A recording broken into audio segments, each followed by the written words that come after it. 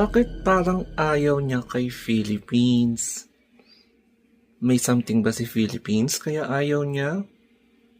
Mukhang marami ang nalungkot nung napanood nila itong mukbang livestream ni Ann Jacra Tutrip tsaka ang beauty queen maker ng Venezuela na si Osmen Susa.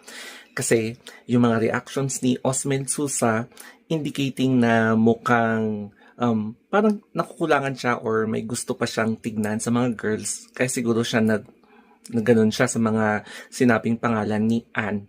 So, nalungkot kasi ay, ba't ganon yung reaction niya? Hindi ba niya bet yung mga ibang kandidata?